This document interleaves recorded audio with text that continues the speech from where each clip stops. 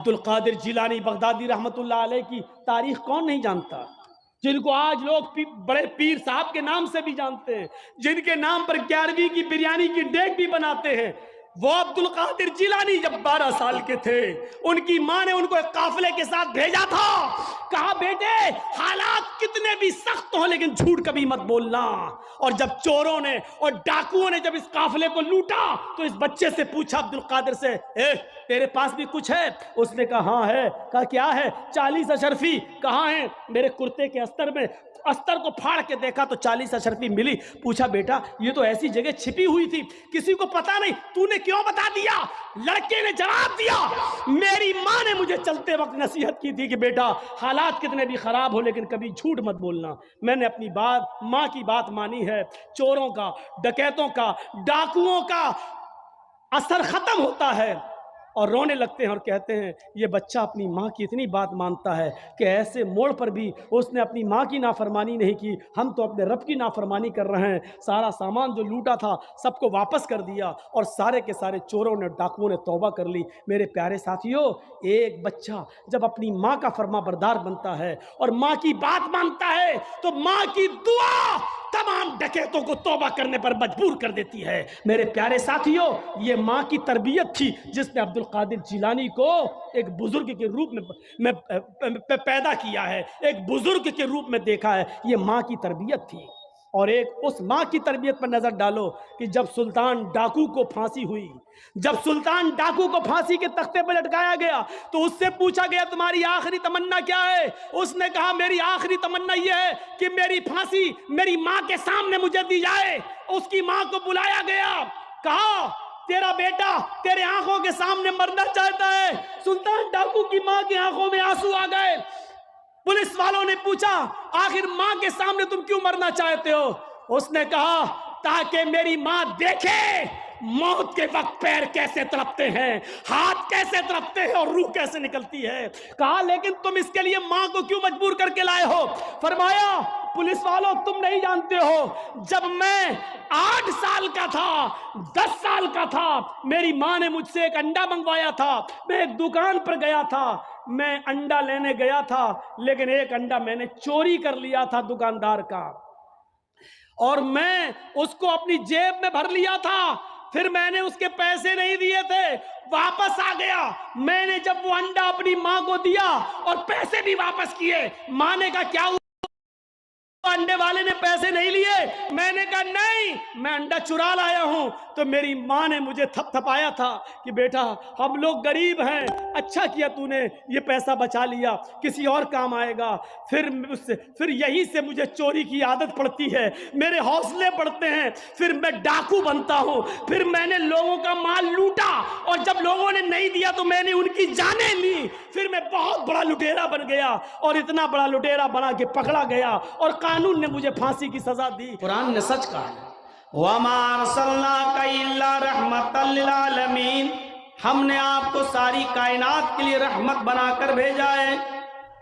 دکھائی دیتا ہے بس یہ الف بال یہ لام پوری طریقے سے دیکھا جائے تو پورا لکھا ہوا بھی نہیں ہوگا، اس پر تشدید بنی ہوگی، پھر اس پہ کھڑا الف ہوگا، پھر آپ پوری طریقے سے اگر دیکھیں تو ملے گا بھی نہیں ایسا، لیکن محسوس ایسا کرائیں گے کہ دیکھیے یہ اللہ، حالانکہ دیکھا جائے تو یہ بھی اللہ ہی ہے۔ دیکھیے یہ بھی اللہ ہی ہے۔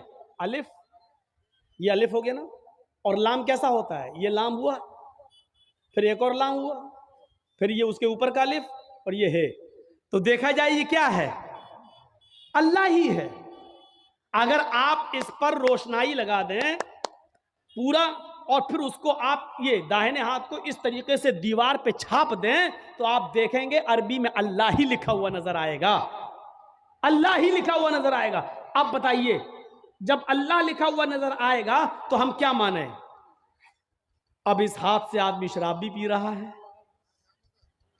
اب اس ہاتھ سے آدمی جوا بھی کھیل رہا ہے، اس ہاتھ سے غلط چیزوں کو بھی پکڑ رہا ہے، تو ان چیزوں سے حیثیت نہیں بڑھ جاتی ہے؟ سادھوؤں کی طرح اللہ کے رسول کے پاس سب کچھ تھا لیکن کوئی چیز آپ نے اپنے اوپر خرچ نہیں کی۔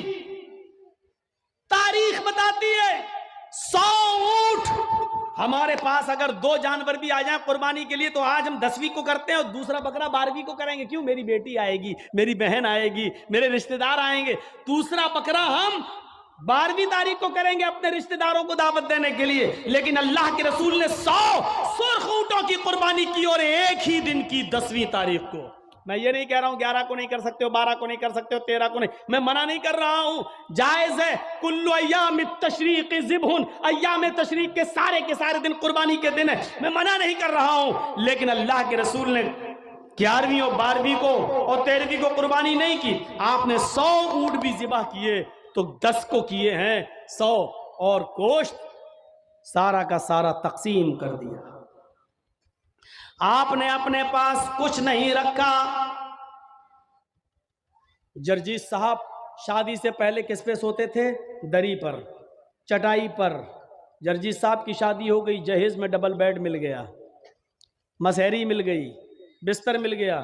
شادی کے بعد ہماری سونے کی سٹائل بدل گئی, چلنے کی سٹائل بدل گئی. جرجیت صاحب سائیکل پہ چلتے تھے, اب بائک پہ چل رہے ہیں. بڑے آدمی ہیں, 4 ویلر بھی دے دی ہوگی ہو سکتا ہے سسرال والوں نے, اب 4 پہیے کی گاڑی پہ چل رہے ہیں. رہنے کی سٹائل بدل سکتی ہے, لیکن محمد رسول اللہ 25 سال کی عمر میں جب 40 سال کی ایک بوڑھی عورت خدیجہ سے نکاح کرتے ہیں. خدیجہ عرب کی بہت بڑی دولت مند اور رئیس خاتون تھیں.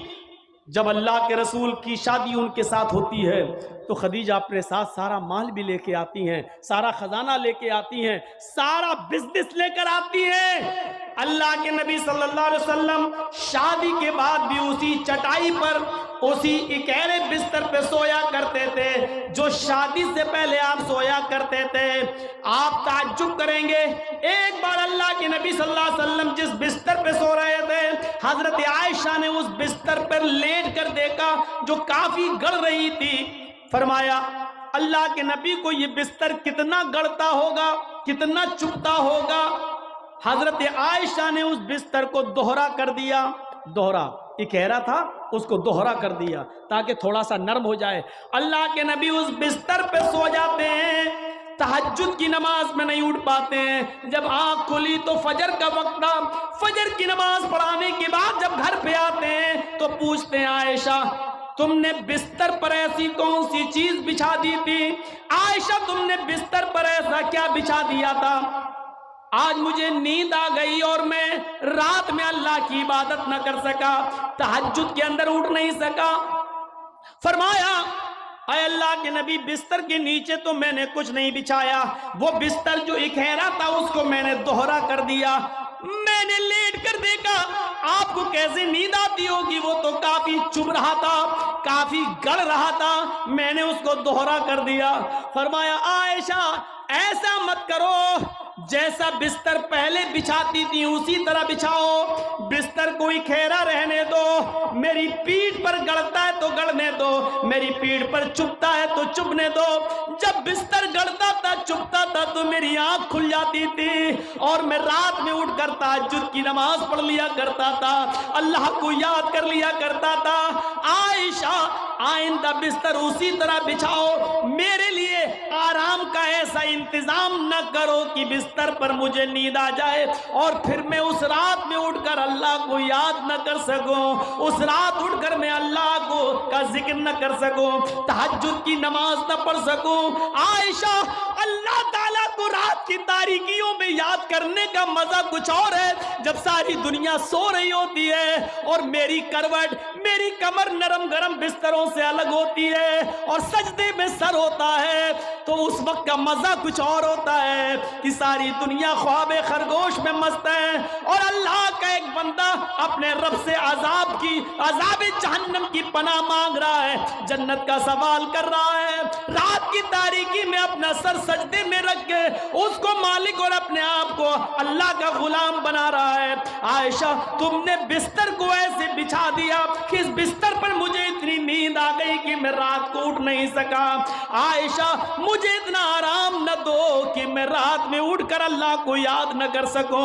رہنے سہنے میں شادی کے بعد بھی کوئی فرق نہیں آیا. یہاں تو شادی کے بعد بستر بدل جاتے ہیں, رہن سہن کی اسٹائل بدل جاتی ہے, رہنے سہنے کا طریقہ بدل جاتا ہے, اس میں پروموشن ہو جاتا ہے, ترقی ہو جاتی ہے. لیکن محمد رسول اللہ کی زندگی پہ نظر ڈالو کہ اللہ کے نبی نے شادی سے پہلے جس بستر پہ لیٹتے تھے, شادی کے بعد بھی اسی بستر پر, جبکہ خدیجہ کی دولت نبی کے قدموں پہ تھی, لیکن اللہ کے نبی نے خدیجہ کی دولت کو اپنے اوپر استعمال نہیں کیا.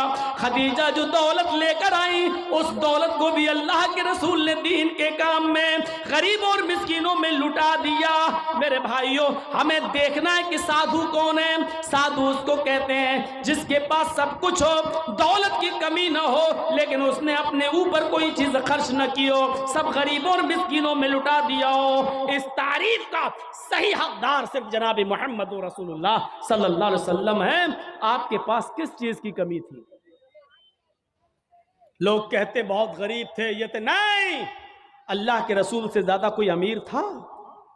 اللہ نے کہا تھا کہو تو اس پہاڑ کو ہم سونے کا بنا دیں, اور یہ احد پہاڑ جب سونے کا بن جائے تو جہاں آپ چلیں یہ پہاڑ بھی آپ کے ساتھ چلے. لیکن اللہ کے نبی نے اللہ تعالیٰ کے اس فرمان کو, اس گزارش, اللہ تعالیٰ کے اس حکم کو نافذ ہونے کے بعد منع کر دیا کہ نہیں نہیں, اے اللہ مجھے دنیا میں آرام نہیں, سونا نہیں چاہیے, چاندی نہیں چاہیے, بلکہ آپ نے فرمایا اللہم اجعلنی فی حیاتی مسکینا, اے اللہ دنیا میں مجھے جتنے دن زندہ رکھ, مسکین بنا کے زندہ رکھنا.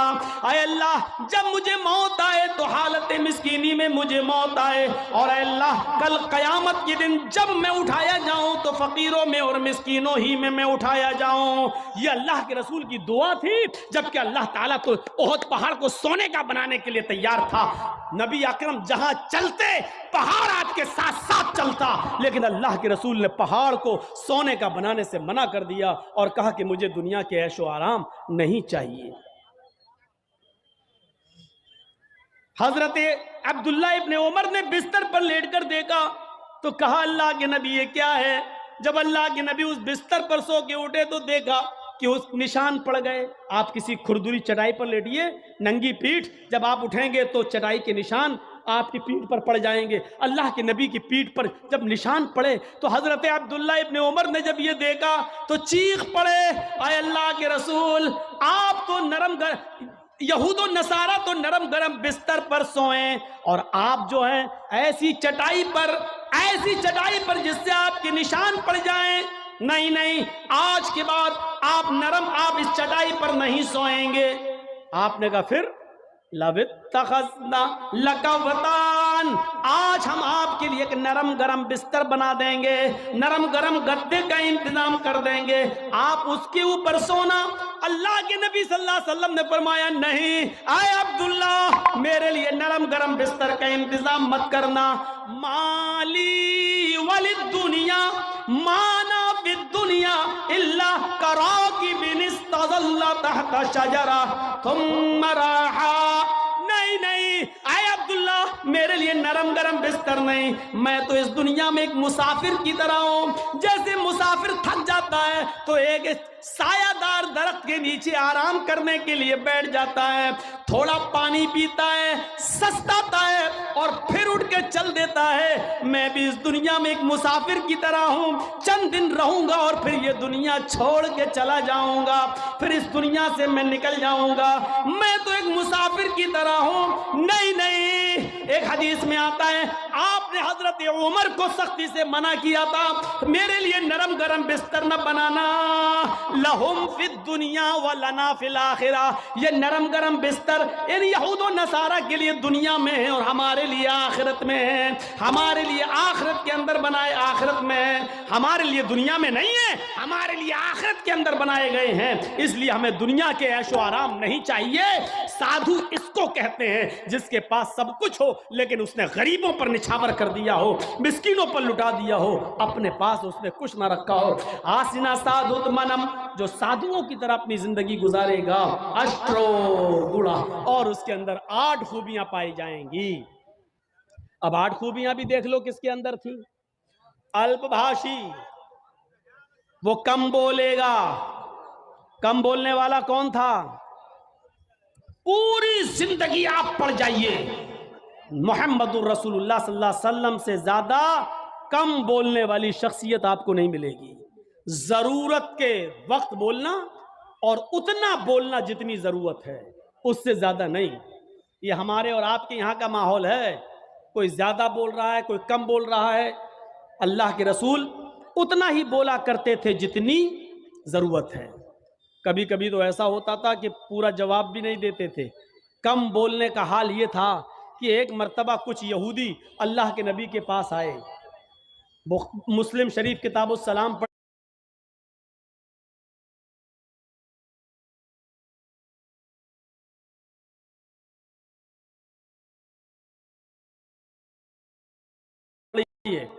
چیپٹر. نبی اکرم کے گھر پہ آئے، دروازے کو دستک دی، اللہ کے رسول نے دروازہ کھولا، یہودیوں نے سلام کیا. در حقیقت وہ سلام نہیں تھا، بلکہ اس سلام کے اندر چھپی ہوئی بد دعا تھی. ان یہودیوں نے آتے ہی کہا السلام علیکم یا رسول اللہ، السلام علیکم. کیا کہا؟ السلام علیکم. لیکن کہا ایسے، السلام علیکم یا رسول اللہ. اے اللہ کے رسول، آپ پر موت ہو. السلام علیکم نہیں کہا انہوں نے سلامتی ہو، بلکہ کیا کہا؟ السلام علیکم، موت ہو آپ پر، برباد ہو جائیں آپ. تو اللہ کے رسول صلی اللہ علیہ وسلم سمجھ گئے، آپ نے سن لیا. ان یہودیوں نے السلام علیکم نہیں کہا، بلکہ ان یہودیوں نے کیا کہا؟ السلام علیکم. تو اللہ کے رسول نے اتنا کم جواب دیا، مختصر، چونکہ آپ کم بولتے تھے، آپ نے اس کا بہت ہی شارٹ میں جواب دیا، وعلیکم. یہودی جھلملا گئے. یہودیوں نے کہا السلام علیکم، موت ہو آپ پر. آپ نے اس کے جواب میں صرف اتنا کہا وعلیکم، تم پر ہو. یعنی جو تم مجھ پر بھیج رہے ہو وہ تم پر ہو. حضرت عائشہ نے جب سنا تو انہوں نے اندر سے پردے کی اور سے چیختے ہوئے کہا وعلیکم السلام یا یہود ولعنت اللہ. اے یہودیو، میرے شوہر پر تم موت بھیجتے ہو، تم پر موت ہو اور اللہ کی لعنت ہو. تو اللہ کے رسول نے حضرت عائشہ کو ڈانٹا تھا اور کہا تھا عائشہ یہ تم نے غلط کیا، عائشہ تمہیں ایسا نہیں کرنا تھا. حضرت عائشہ نے کہا اللہ کے رسول آپ نے سنا نہیں، آپ پر موت بھیج رہے ہیں وہ. اللہ کے نبی نے کہا عائشہ کیا تم نے سنا نہیں میں نے ان کو کیا جواب دیا؟ انہوں نے کہا السلام علیکم، میں نے کہہ دیا وعلیکم. جو انہوں نے مجھ پر بھیجا میں ان کو بھیج چکا ہوں، میں ان کو بول چکا ہوں. تم نے اپنی طرف سے زیادتی کی ہے، غلط کیا، جاؤ معافی مانگو. تم میرے پیارے ساتھیو تصور کریں آپ اللہ کے نبی کتنا کم بولتے تھے. کم بولنے کو اپنی عادت بنائیے، ضرورت کے تحت بولیے، کیونکہ زبان سے ہی اکثر گناہ ہوتے ہیں. زیادہ زبان استعمال کرو گے پھسلے گی.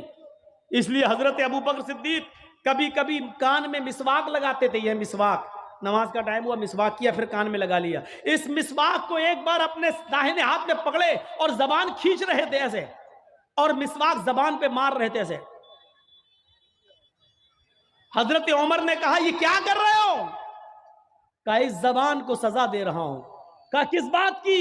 یہی زیادہ بولتی ہے، اس کو اوقات میں رکھ رہا ہوں، اس کو بتا رہا ہوں دیکھ اگر زیادہ بولنے کا کام تو نے کیا تو تیری پٹائی لگے گی اس مسواک سے. ایسا میں اس لیے کر رہا ہوں تاکہ زبان ہماری کنٹرول میں رہے، کیونکہ اکثر لوگ جہنم میں زبان کی وجہ سے جاتے ہیں.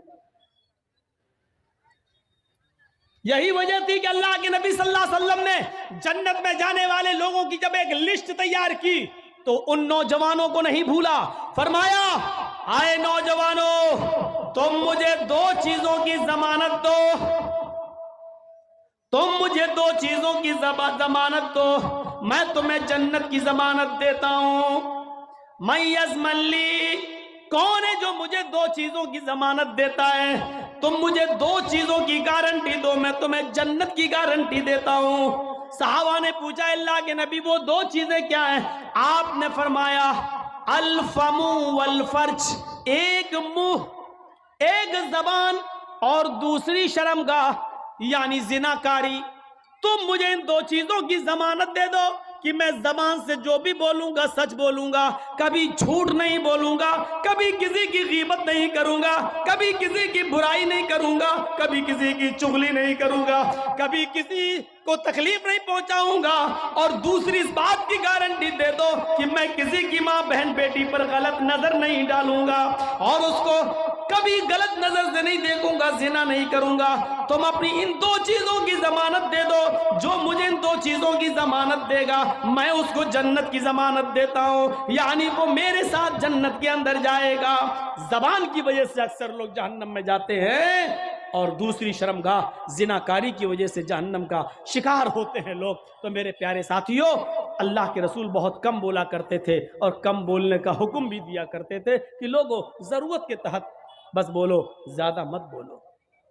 بہو بھاشتا، مستقبل کی باتیں بتائیں گے، اس میں کوئی شک نہیں کہ اللہ کے نبی نے بھوشیہ کی بہت سی باتیں بتائیں، مستقبل کی بہت سی باتیں بتائیں، قرب قیامت ایسا ہوگا، ایسا ہوگا، ایسا ہوگا، لیکن آپ نے اپنی طرف سے کچھ نہیں بتایا۔ ما ينطق عن الهوى ان هو الا وحی یوحی، میرے نبی اپنی طرف سے کچھ نہیں بولتے، وہ جو کچھ بھی بولتے ہیں اللہ رب العالمین کی طرف سے وحی کے آ جانے کے بعد۔ لیکن مستقبل کی باتیں بتائیں، یہ بات ٹھیک ہے نہیں؟ دیکھیے، اللہ کے نبی نے 1400 سال پہلے فیوچر کی یہ بات بتائی تھی، جو آج حرف بحرف ثابت ہو رہی ہے۔ نساء کاسیات عاریات ممیلات ومائلات۔ ایک ایسا زمانہ آ جائے گا، ایک ایسا زمانہ آ جائے گا کہ تم دیکھو گے لوگوں کو، تم دیکھو گے عورتوں کو، تم دیکھو گے لیڈیز کو، تم دیکھو گے خواتین کو، تم عورتوں کو دیکھو گے کاسیات، دیکھنے میں تو وہ کپڑے پہنے ہوئے دکھائی دیں گی، بظاہر تو ان کے جسم پر کپڑا ہوگا، عاریات، لیکن حقیقت میں وہ برہنہ ہوں گی، حقیقت میں وہ ننگی ہوں گی۔ کپڑا تو پہنیں گی، لیکن کپڑا پہننے کے باوجود وہ ننگی ہوں گی، وہ برہنہ ہوں گی۔ آج ان کے کپڑے دیکھ لو، چھوڑیے شادیوں کا حال، جلسے میں آنے والیوں کو دیکھ لو، عید اور بقرعید کے دن عورتوں کے پہناوے دیکھ لو، اور اپنی جوان بچیوں کو دیکھ لو جن کی عمر 10 سال سے بڑی ہے۔ یاد رکھیے گا، 10 سال سے بڑی لڑکی کے اوپر پردہ فرض ہو جاتا ہے۔ 10 سال سے بڑی لڑکی کا پھر سر کا ایک بال بھی کسی غیر مرد کو نہیں دکھنا چاہیے۔ ہماری نظروں میں بہت معمولی بات ہے، چھوٹی ہے۔ اللہ کے رسول نے فرمایا تھا، جب تمہارا بیٹا 7 سال کا ہو تو اس کو نماز کا حکم دو، اور 10 سال کا ہو تو نماز کے لیے زبردستی کرو، نہ پڑھے تو اس کو مارو پیٹو۔ 10 سال کے بعد قرآن و حدیث کے سارے احکام نافذ ہو جاتے ہیں۔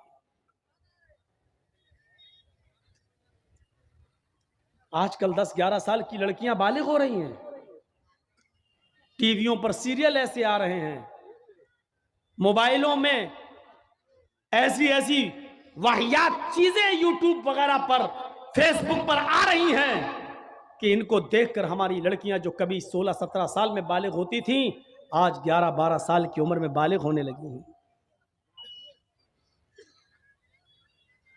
عریانیت پھیل چکی ہے، شرم و حیا طاق پر رکھی جا چکی ہے۔ ورنہ تصور کیجئے، ایک کپڑا جو جسم سے چپکا ہو، آپ کے پیروں سے چپکا ہوا ہو، اور وہ کپڑا آپ کے گھٹنے اور ران سے ہوتے ہوئے آپ کی کمر تک آئے، جس کو آپ لیگی کہیں، اور اس کے اوپر ایک کرتی پہن لی جائے، اور اس طریقے سے مارکیٹ میں، بازار میں شاپنگ کی جائے، ایسی عورت کو آپ کی نظر میں فیشن پرست کہا جا سکتا ہے، لیکن محمد الرسول اللہ کی نظر میں یہ لڑکی، یہ عورت ننگی ہے، ننگی ہے، ننگی ہے۔ یہ کپڑے، اے بھیا جس کو جانا ہو جلدی جاؤ یہاں سے، اور جس کو اٹھنا ہو ابھی اٹھ جاؤ۔ ڈرامہ کر کے رکھ لیا ہے، اور بھی ابھی جس کو جانا ہو چلے جاؤ، بعد میں نہیں اڑنے دوں گا، چاہے پیشاب یہی نکل جائے، جائیے ابھی نکل جائیے جس کو جانا ہو۔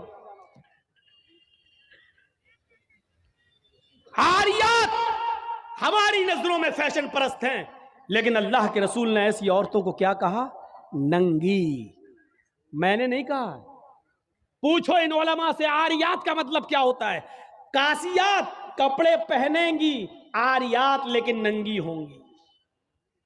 ایسی عورتوں کے بارے میں کہا ہے ننگی ہوں گی۔ یہ ہاف آستینوں کے کپڑے یہاں چل رہی ہے، یہ کھلا ہوا ہے۔ ساڑیاں چل رہی تو ایسی کہ یہاں تک کا بلاؤز پہنے ہوئے ہیں، یہ کھلا ہے، پیٹ کھلا ہوا ہے۔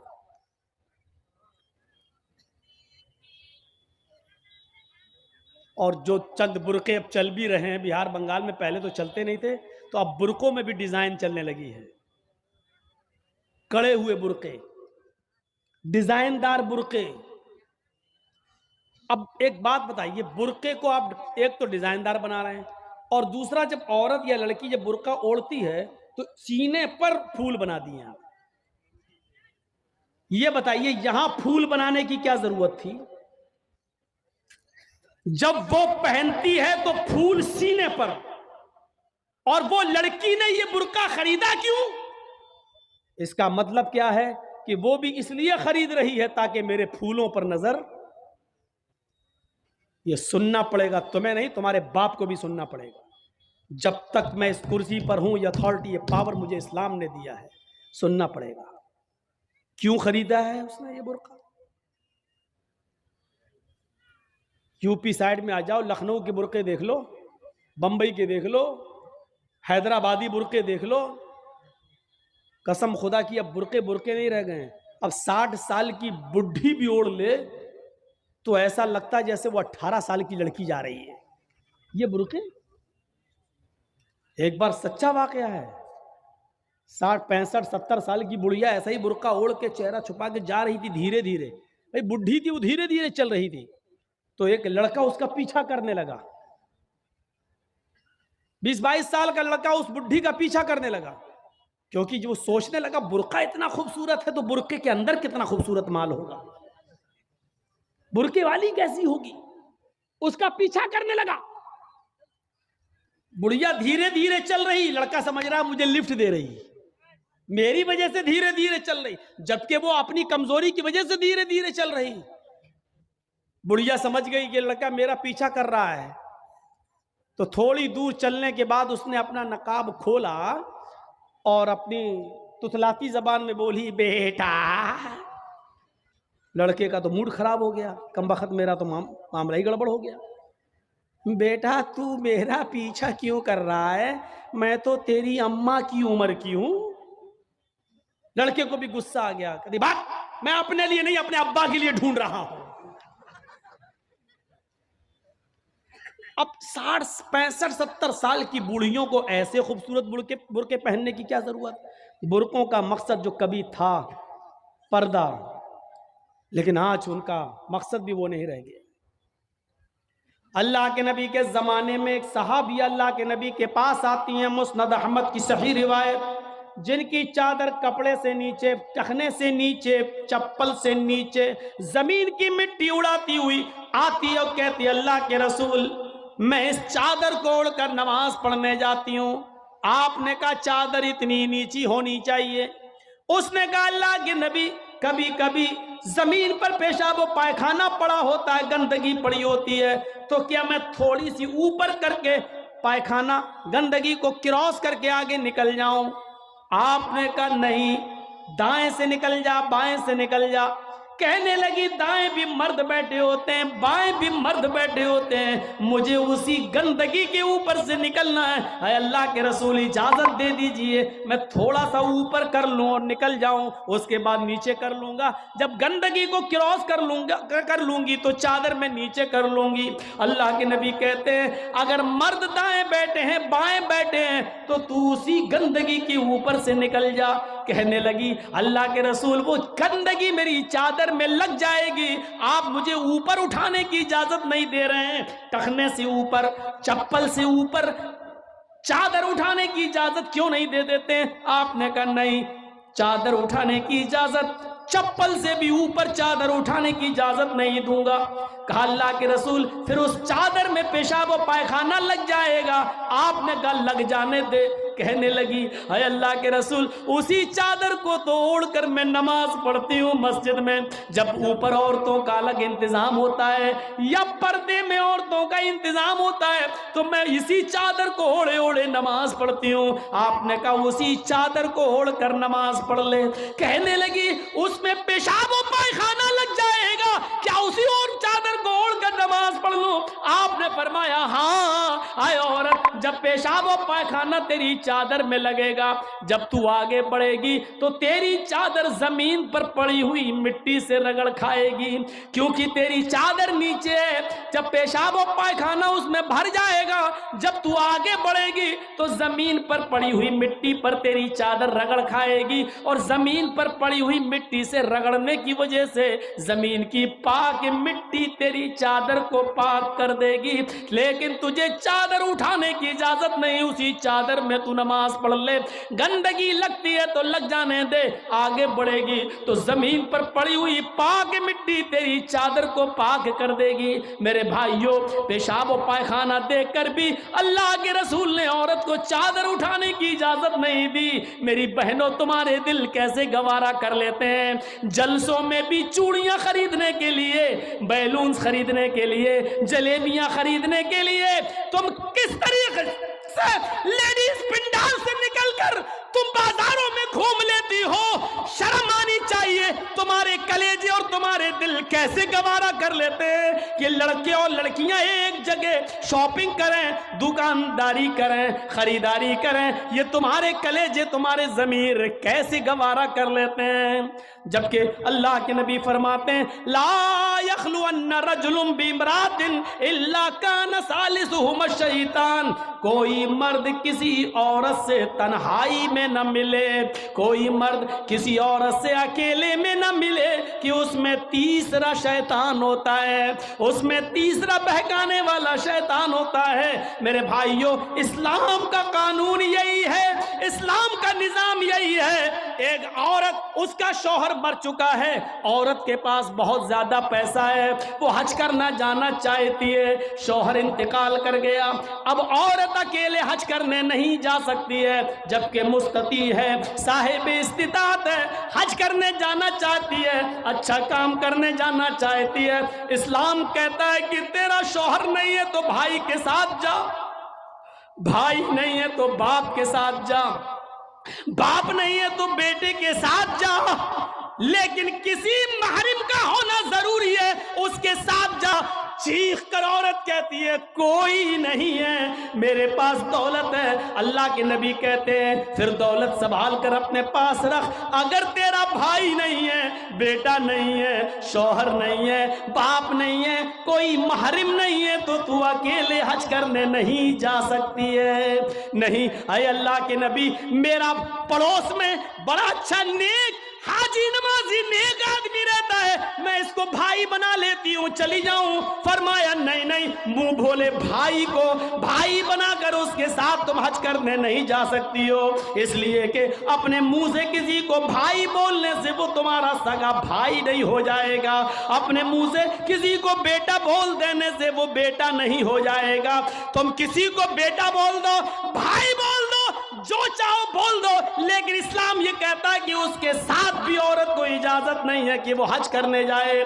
اگر کوئی نہیں ہے تو مت جاؤ، لیکن اسلام اس بات کی اجازت نہیں دیتا ہے کہ تم اکیلے جاؤ یا کسی کو بہن، کسی کو بھائی یا بیٹا بنا کر جاؤ، اس بات کی اجازت نہیں دیتا۔ اسلام ایک عبادت میں، حج جیسی عبادت میں بھی عورت کو کسی غیر مرد کو منہ بولے بھائی اور منہ بولے بیٹے کے ساتھ بھی جانے کی اجازت نہیں دیتا۔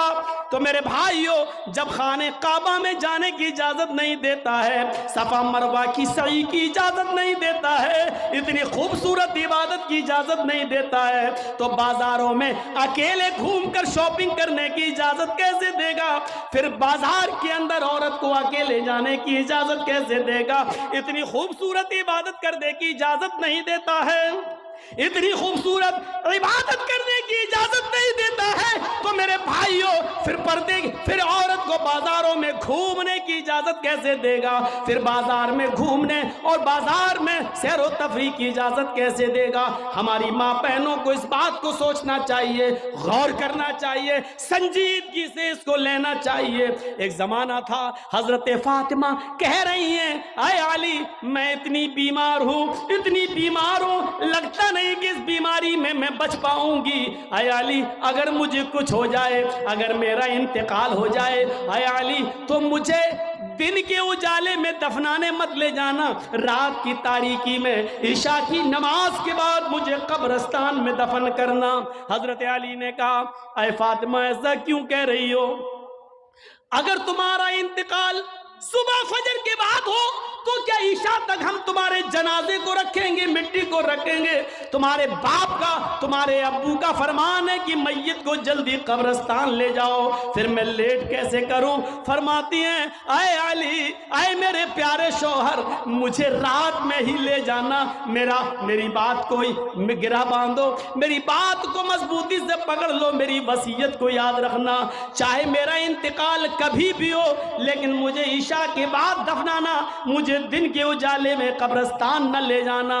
اے علی میں نہیں چاہتی ہوں کہ میرے مردہ جسم پر پڑے ہوئے کفن پر بھی کسی غیر مرد کی نظر پڑے، میں اپنے کفن پر بھی کسی غیر مرد کی نظر نہیں پڑنے دینا چاہتی ہوں۔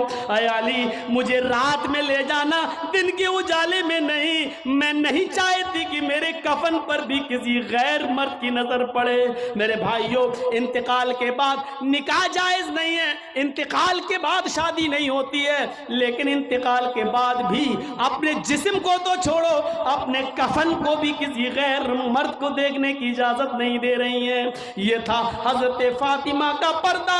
اس پردے کی روشنی میں میری بہنوں اپنے گریبانوں میں جھانک کر دیکھو، اپنے گریبانوں کے بٹن کھولو اور تلاش کرو ہم کہاں کھڑے ہیں، ہمارا پردہ کیا ہے، ہماری عزت و آبرو کیا ہے۔ آج ہمارے چہروں کو ہرگز و ناقص دیکھ رہا ہے، کل تک ہمارے ان خوبصورت گالوں کو کبھی آسمان کی نگاہوں نے بھی نہیں دیکھا تھا، چاند و ستاروں نے بھی نہیں دیکھا تھا، اور آج جو چاہتا ہے دیکھ لیتا ہے، ہرگز و ناقص جس کو چاہو آج وہ بڑی آسانی سے ہماری بہنوں بیٹیوں کا دیدار کر رہا ہے۔ اور ایک اور بات، جتنا امیر باپ ہے، جتنا بھی باپ امیر ملے گا آپ کو، آپ دیکھیے گا اس کی بیٹی اتنے ہی کم کپڑے پہنے ہوئے ہوگی۔ کس بات کا امیر ہے تو؟ کاہے کا امیر ہے تو؟ اپنی بیٹی کو 5 میٹر کا کپڑا لا کر نہیں دے سکتا ہے تو کاہے کا امیر ہے تو؟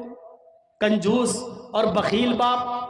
اللہ تعالیٰ نے ان امیروں کو ایسی سزا دی ہے، کل تک یہ غریبوں کی لڑکیوں کو ڈانس کرایا کرتے تھے، آج اللہ تعالیٰ نے ان امیروں کی لڑکیوں کے جسموں سے کپڑے اتار کر ان کو لوگوں کی نظروں کو دیدار کرنے پر مجبور کر دیا۔ آج ان امیروں کی لڑکیوں کے جسموں سے کپڑے اتروا کر آج غریب ان لڑکیوں کو دیکھ رہے ہیں، ان کا نظارہ کر رہے ہیں۔ آج امیروں کو اللہ نے یہ سزا دی ہے، آج وہ فیشن سمجھتے ہیں کہ میری بیٹی فیشنیبل کپڑے پہنے ہوئے ہیں۔ نہیں میرے بھائیوں آپ اپنی بہنوں کے ذمہ دار ہیں۔ اللہ کے نبی نے فرمایا کہ جس لڑکی کا باپ جس کی بیٹی بے پردہ گھومے وہ باپ دیوس ہے، جس کی بہن بے پردہ گھومے وہ بھائی دیوس ہے، جس کی بیٹی بے پردہ گھومے وہ باپ دیوس ہے، جس کی بیوی بے پردہ گھومے وہ شوہر دیوس ہے۔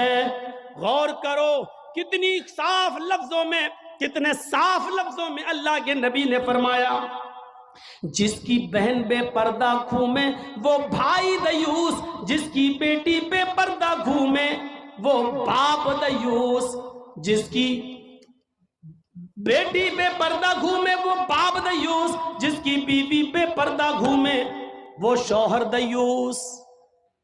اب دیوس کا معنی اگر ہم سمجھ جائیں تو سارا معاملہ حل ہو جائے۔ دیوس کا یہ تو عربی لفظ ہے نا، اس کا اردو میں ترجمہ ہوتا ہے، سننے کی طاقت ہے؟ سنیں گے؟ دیوس کا مطلب ہوتا ہے بھڑوا، اور بھڑوا کس کو کہتے ہیں بتانے کی ضرورت نہیں، جانتے ہوں گے۔ بھڑوا کہتے ہیں اس کو جس نے اپنی بہن، بیٹی یا بیوی یا ماں کو غلط کام کرنے کے لیے کسی اڈے پر بٹھا دیا ہو، چکلے پر بٹھا دیا ہو، اور ان سے غلط کام کرواتا ہو اور ان کی کمائی کھاتا ہو۔ عربی زبان میں اس کو دیوس کہتے ہیں اور اردو میں اس کو بھڑوا کہتے ہیں۔ کتنا سخت جملہ استعمال کیا اللہ کے رسول نے۔ مولانا جرجیز کو آپ کہہ رہے ہوں گے یہ کیا ہو گیا اس کو؟ اللہ کے نبی نے کہا جس کی ماں بے پردہ گھومے اور بیٹا اپنی ماں کی بے پردگی پر کچھ نہ بولتا ہو، وہ بیٹا بھڑوا۔ جس کی بیوی بے پردہ گھومے اور شوہر اپنی بیوی کی بے پردگی پر کچھ نہ بولے، وہ شوہر بھڑوا۔ جس کی بہن بے پردہ گھومے اور وہ بھائی اپنی بہن کی بے پردگی پر خاموش رہے، وہ بھائی بھڑوا۔ اور جس کی بیٹی بے پردہ گھومے اور باپ اپنی بیٹی کی بے پردگی پر خاموش رہے، وہ باپ بھڑوا۔ دیوس کہہ دو مولانا چلے گا، بھڑوا مت کہو، اچھا نہیں لگ رہا ہے۔ ہم کب کہہ رہے ہیں کہ اچھا لگ رہا ہے؟ ہم کو اچھا لگانا کب ہے؟ جب اچھا ہی لگنے لگے تو فائدہ کیا ہے؟ انجیکشن ایسے لگاؤ درد نہ ہو۔ با صاحب ایسا ہو سکتا ہے کہ انجیکشن لگے اور درد نہ ہو؟ انجیکشن بھی لگوانا چاہتے ہو اور درد بھی نہیں چاہتے ہو، تب تو ہومیوپیتھک دوا لے لو، میٹھی گولیاں کھا لو جو مرنے کے بعد فائدہ کرتی ہے۔ ہومیوپیتھک دوا کے بارے میں یہی مشہور ہے، بہت لیٹ فائدہ کرتی ہے، تو ہم نے کہہ دیا مرنے کے بعد فائدہ کرتی ہے۔ لیکن سسٹم مل جائے تو جادو کی طرح بھی فائدہ کرتی ہے، بہت جلدی بھی کرتی ہے۔ تو جب آپ کو میٹھی گولیاں ہی کھانا ہے ہومیوپیتھک دوا، تو پھر مت کراؤ تقریریں، اور تقریر کرا رہے ہو تو سنو، سننا پڑے گا۔ کتنے لوگ ہیں آج جو اپنی بیوی کی بے پردگی پر سوال اٹھاتے ہیں؟ کتنے ایسے ہیں جن کی بیٹیاں آج بے پردہ گھومتی ہیں اور وہ باپ اپنی بیٹیوں کو ڈانٹتے ہیں؟ اگر ماں باپ اپنی بیٹیوں کو صحیح سے ذمہ داری نبھانے لگے تو آج ایک بھی لڑکی کے پاس اینڈرائڈ موبائل نہ ہو۔ ہماری 18-20 سال کی لڑکی جس کی شادی نہیں ہوئی گھر پہ رہتی ہے، اس کے ہاتھ میں اینڈرائڈ موبائل، چیخ چیخ کے بتا رہا ہے کہ باپ کی تربیت میں کمی ہے، باپ اپنی بیٹی پر پورا کا پورا حکمراں نہیں ہے، حاکم نہیں ہے، یا یہ کہہ رہا ہے بیٹی کے ہاتھ میں وہ اینڈرائڈ موبائل چیخ چیخ کے کہہ رہا ہے یہ باپ نہ کہہ رہا ہے، بیٹی کے آگے باپ کی نہیں چل رہی ہے، باپ مجبور ہو چکا ہے۔ میرے بھائیوں، اگر باپ مجبور نہ ہوتا تو بیٹی کے ہاتھ میں اینڈرائڈ موبائل نہیں ہوتا۔ کیا ضرورت ہے بیٹی کے ہاتھ میں دینے کی؟ وہ تو گھر میں رہتی ہے، کیوں چلائے گی صاحب؟ آپ کی بیٹی 18-20 سال کی کیوں فیس بک چلائے گی؟ کیوں واٹس ایپ چلائے گی؟ کیوں میسنجر چلائے گی؟ اور آپ کیسے اپنی بیٹی کو فیس بک اور میسنجر اور واٹس ایپ چلانے کے لیے ڈھیل دے سکتے ہیں؟ کیسے؟ آپ کا یہ دل کیسے گوارا کر لیتا ہے؟ آپ ذمہ دار ہیں۔ ہماری یہ بیٹیاں کل بچوں کی مائیں بنیں گی، شادی کے بعد ان کو اپنے بچوں کی تربیت کرنا ہے۔ ماں کے قدموں کے نیچے جنت بتائی گئی ہے، حالانکہ یہ کوئی حدیث نہیں ہے، ایک مقولہ ہے، لیکن بچے اپنے ماں کے قدموں کے نیچے جنت کیسے ڈھونڈیں؟ یہ آج کل کی ماں کے قدموں کے نیچے جنت ہے؟ جس کو خود نہیں معلوم کہ قدم میرے کہاں ہیں، اس کے قدموں کے نیچے بچے جنت ڈھونڈیں گے؟ ہمیں سوچنا ہے، ہمیں اپنی بیٹیوں کی تربیت کرنا ہے۔ امام احمد ابن حنبل اپنی مسند کے اندر ایک واقعہ نقل کرتے ہیں کہ ایک صحابیہ تھی، ان کے گھر میں ایک بچہ پیدا ہوا۔ ایک صحابیہ تھی، ان کے گھر میں ایک بچہ پیدا ہوا۔ جب بچہ پیشاب کرتا تھا تو وہ پانی کا لوٹا اس بچے کی شرمگاہ پہ ڈال دیتی تھی۔ جیسی بچے نے پیشاب کیا وہ پانی لاتی اور شرمگاہ پہ ڈال دیتی۔ وہ صحابیہ کہتی ہیں میرا بیٹا جب چلنے کے لائق ہوا، پہلا دن تھا اس کا چلنے کا، پہلا دن تھا میرے بیٹے کے چلنے کا، پہلا دن تھا میرا بیٹا کھڑے ہو کر جب چلا، میرے بیٹے کو جب پیشاب کی ضرورت محسوس ہوئی تو اس نے پانی کا برتن دیکھنا شروع کر دیا۔ ماں کہتی ہے کہ میں دیکھ رہی تھی اپنے بیٹے کو، جب بھی وہ پیشاب کرتا تھا تو میں پانی اس کی شرمگاہ پہ ڈال دیتی تھی۔ آج دیکھتی ہوں میرا بیٹا چل رہا ہے، دیکھتی ہوں یہ کیا کرتا ہے۔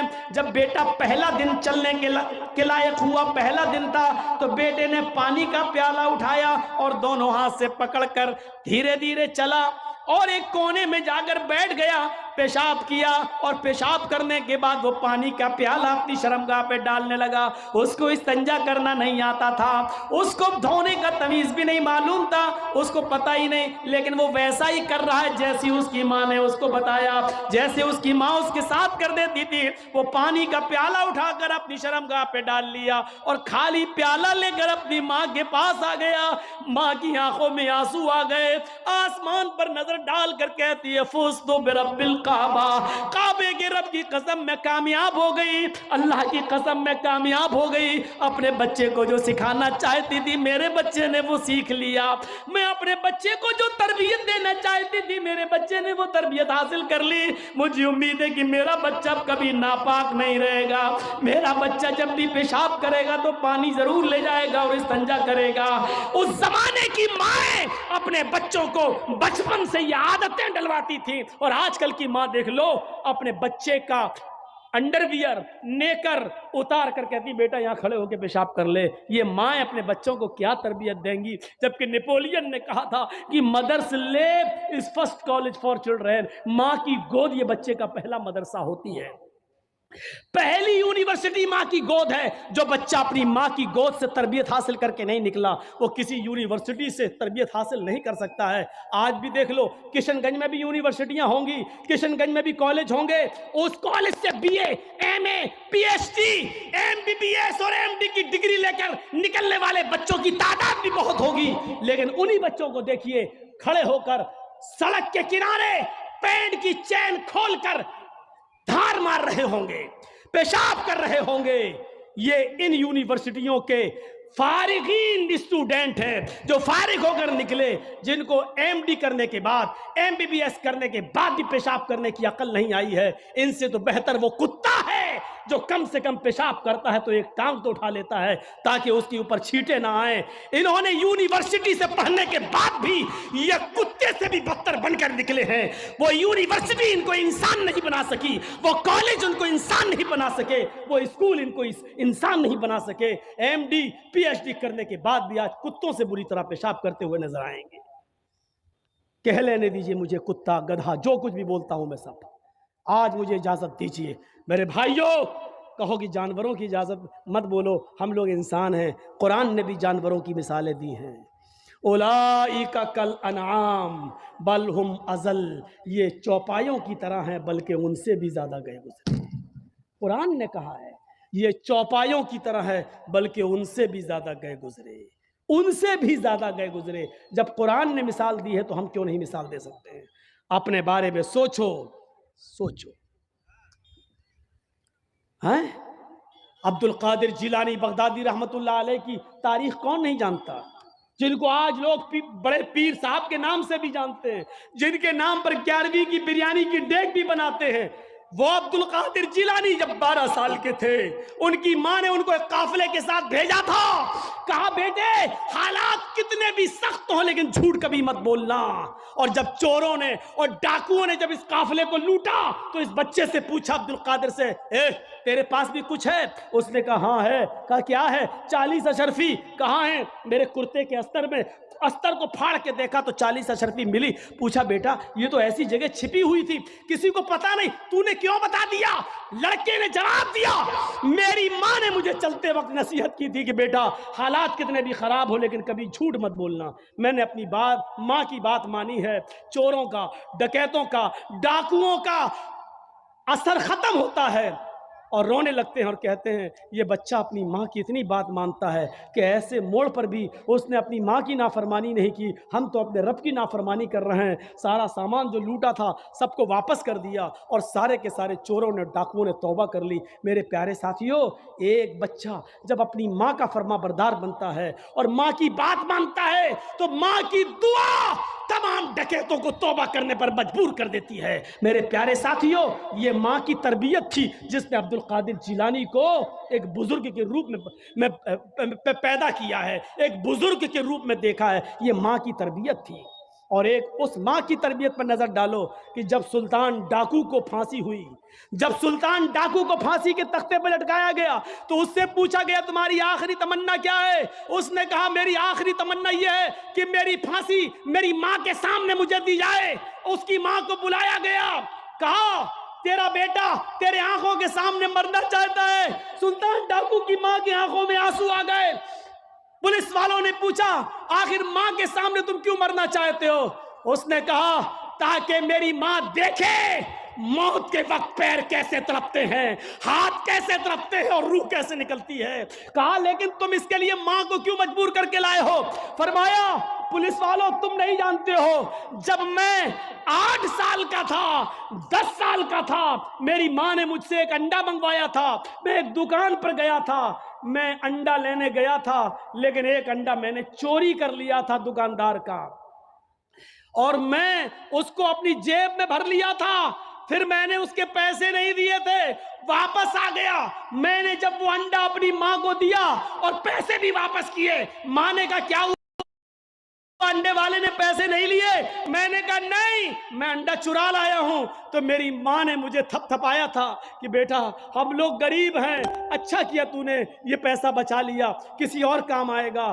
پھر یہی سے مجھے چوری کی عادت پڑتی ہے، میرے حوصلے بڑھتے ہیں، پھر میں ڈاکو بنتا ہوں، پھر میں نے لوگوں کا مال لوٹا اور جب لوگوں نے نہیں دیا تو میں نے ان کی جانیں لی۔ پھر میں بہت بڑا لٹیرا بن گیا اور اتنا بڑا لٹیرا بنا کہ پکڑا گیا اور قانون نے مجھے پھانسی کی سزا دی۔ قرآن نے سچ کہا ہے، وَمَا أَرْسَلْنَاكَ إِلَّا رَحْمَةً لِّلْعَالَمِينَ، ہم نے آپ کو ساری کائنات کے لیے رحمت بنا کر بھیجا ہے۔